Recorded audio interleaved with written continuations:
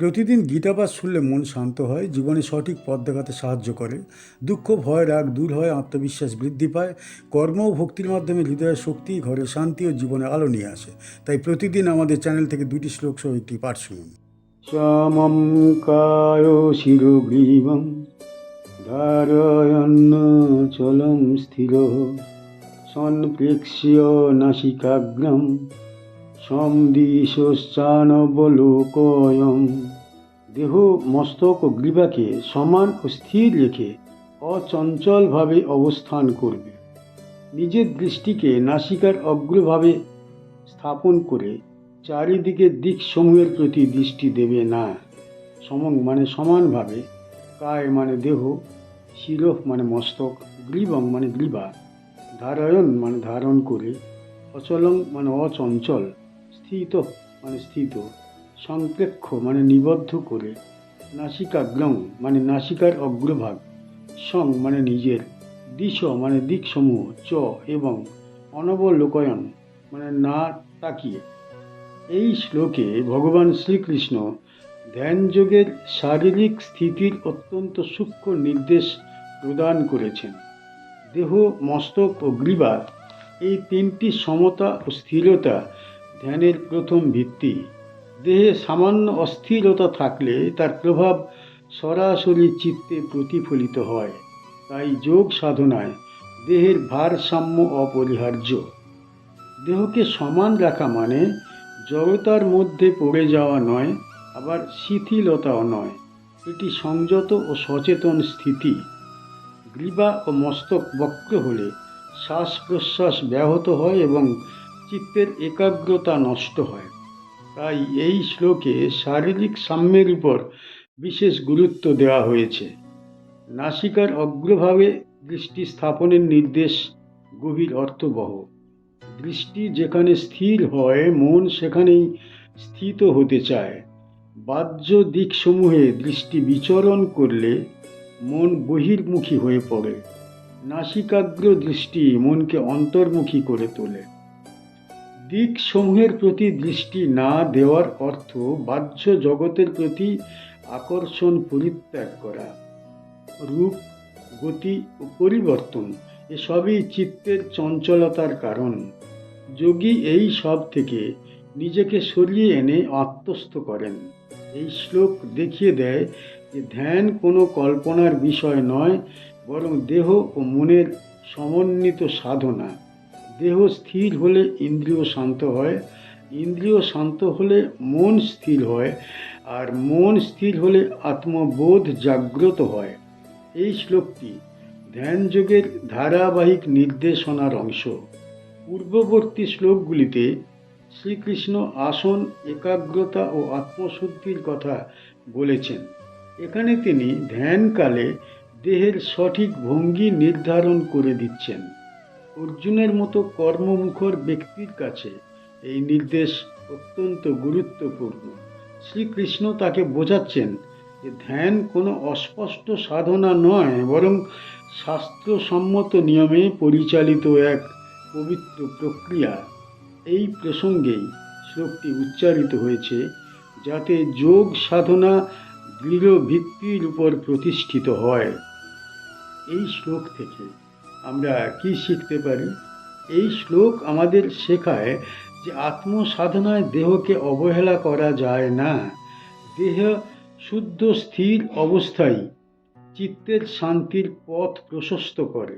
এটি শিক্ষা দেয় যে বাহ্য জগতের প্রতি অতিরিক্ত দৃষ্টি মানুষের মনকে বিচলিত করে। দৃষ্টি সংযত হলে মন আপনিই সংযত হয়।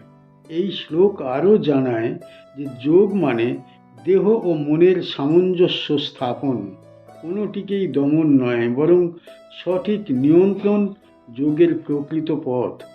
সবশেষে এই শ্লোক আমাদের উপলব্ধি করায়, যিনি দেহকে স্থির, দৃষ্টিকে সংযত ও মনকে অন্তর্মুখী করতে পারেন, তিনি ধ্যানের প্রকৃত দ্বারে উপনীত হন এবং আত্মশান্তির দিকে অগ্রসর হন। প্রশান্তাত্মা বিগত বিরহ ব্রহ্মচারী ব্রতে স্থিত মনঃ সংনিয়ম্যমচিত্ত ইউক্তঃ আসিত মৎপরঃ। যিনি প্রশান্ত চিত্ত, ভীতিকর আবেগ এবং দ্বন্দ্বকে ত্যাগ করে ব্রহ্মচর্য ব্রত অনুশীলনে স্থির থাকেন, যার মন সংযত, চিত্তমগ্ন এবং যোগে স্থির, তিনি সর্বদা আমার প্রতি মনোযোগী থাকেন। প্রশান্তাত্মা মানে প্রশান্ত চিত্ত ব্যক্তি, বিগত বিরহ মানে ভীতিহীন, ব্রহ্মচারীব্রতে স্থিত মানে ব্রহ্মচর্য পালনকারী, মন সংযম্য মানে মন সংযত ও নিয়ন্ত্রিত, মচ্চিত্ত মানে চিত্তমগ্ন, যুক্ত মানে যোগে স্থিত, আসিত মানে হবেন, মৎপর মানে আমার প্রতি মনোনিবেষ্ট। এই শ্লোকে শ্রী ভগবান শ্রীকৃষ্ণ ধ্যানযোগীর পরম চরিত্রের বিশদ চিত্র উপস্থাপন করেছেন। এখানে একজন যোগীর চেতনার আভ্যন্তরীণ অবস্থা স্পষ্টভাবে বর্ণিত হয়েছে। প্রশান্তাত্মা, যিনি আতঙ্কজনক চিন্তা ও আবেগ থেকে মুক্ত, তার চিত্ত প্রশান্ত থাকে। শান্তি কোনো বাহ্য কারণের উপর নির্ভরশীল নয়, এটি অন্তরের স্থিরতা। বিগত বিরহ, ভয় ও অনিরাপত্তা থেকে মুক্ত থাকাই যোগীর অন্যতম গুণ। আত্মসংযম ও আত্মনিয়ন্ত্রণ তাকে বাহ্য পরিস্থিতির অতিরিক্ত প্রভাব থেকে রক্ষা করে। ব্রহ্মচারী ব্রত স্থিত মানে ব্রহ্মচর্য ব্রত মানে কেবল শারীরিক সংযম নয়, বরং ইন্দ্রিয় ও চেতনার শৃঙ্খলা। এটি মনকে প্রভাবশালী ইন্দ্রিয়বাহী আবেগ থেকে রক্ষা করে। মন সংযম মচ্চিত্ত মানে সংযমিত মন এবং চিত্তমগ্নতা, এই দুটোই ধ্যান ও যোগের মূল চাবিকাঠি। সংযম ছাড়া চিত্তকে স্থির রাখা অসম্ভব, আর চিত্ত স্থির না হলে আত্মশুদ্ধি ও আত্মজ্ঞান সম্ভব নয়। যুক্ত আসিত মৎপর অর্থাৎ যোগে স্থিত থাকলে এবং মন শ্রীকৃষ্ণের প্রতি নিবদ্ধ হলে মানুষ প্রকৃত অর্থে যোগী হয়। এটি ব্যক্তিগত আধ্যাত্মিক ত্যাগ ও ঈশ্বর প্রেমের মিলন। এই শ্লোকে বলা হয়েছে একজন যোগীর প্রকৃত শক্তি তার অন্তরে স্থিতি ও সংযমে নিহিত। বাহ্যিক আচরণ বা দৃঢ় ব্রতই যথেষ্ট নয়, অন্তরের মনন ও চেতনা স্থির থাকতে হবে। এই শ্লোকটি ধ্যান যোগের ধারাবাহিক আলোচনার অংশ। পূর্ববর্তী শ্লোকগুলিতে দেহের স্থিরতা, আসন, দৃষ্টির একাগ্রতা ও সংযমের কথা বলা হয়েছে। এখানে সেই সমস্ত বাহ্যিক প্রস্তুতি ও নিয়ম অনুসরণ করে অন্তরের পরম স্থিতি ও ভক্তি অর্জনের কথা বলা হয়েছে। অর্জুন যুদ্ধক্ষেত্রে মানসিক অস্থিরতার মধ্যেই অবস্থান করছিলেন। শ্রীকৃষ্ণ তাকে বোঝাচ্ছেন যে যোগ বা ধ্যানের প্রকৃত প্রয়োগ বাহ্য নিয়ম পালন নয়, অন্তরের সংযম ও ঈশ্বর ভক্তিতেই নিহিত। ব্রহ্মচর্য ব্রত, সংযমিত মন ও চিত্তমগ্নতা, এই তিনটি উপাদান মিললে যোগী হয়, নইলে অর্জন অসম্ভব। এই প্রসঙ্গ যোগের চূড়ান্ত লক্ষ্য অর্থাৎ আত্মশুদ্ধি ও ঈশ্বর সংযম স্পষ্ট করে।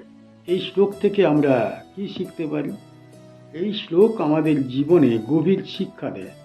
এক, ভীতিহীনতা ও অন্তরের শান্তি, অতীতের ভুল, ব্যর্থতা বা ভবিষ্যতের আশঙ্কায় মনকে বিচলিত না করা। দুই, ব্রহ্মচর্য ব্রত, ইন্দ্রিয় ও চিত্তের শৃঙ্খলা ছাড়া আত্মশুদ্ধি সম্ভব নয়। তিন, মন ও চিত্ত সংযম, চিত্তমগ্নতা ও সংযমী মন একজন যোগীর প্রাণ কেন্দ্র। চার, যোগে নিবিষ্টতা, ঈশ্বর ভক্তি ও অন্তর শুদ্ধি অর্জনের জন্য মনকে ঈশ্বরের প্রতি নিবদ্ধ রাখা। সবশেষে শ্লোক আমাদের জানায়, যিনি অন্তরে প্রশান্ত, চিত্ত সংযমিত ও যোগে স্থিত, তিনি প্রকৃত অর্থে যোগী। বাহ্য নিয়ম ও ব্রত পালন শুধু মাধ্যম, প্রকৃত লক্ষ্য হল অন্তরের পূর্ণ শান্তি ও ঈশ্বর সংযোগ। আমাদের চ্যানেলের গীতা পাঠ কেমন হয়েছে ব্যাখ্যা কেমন হয়েছে, আপনার কেমন লেগেছে কমেন্ট বক্সে অবশ্যই জানাবেন, এবং প্রতিনিয়ত গীতা পাঠ শোনার জন্য চ্যানেলটা অবশ্যই সাবস্ক্রাইব করে রাখুন। দেখা হচ্ছে পরের ভিডিওতে।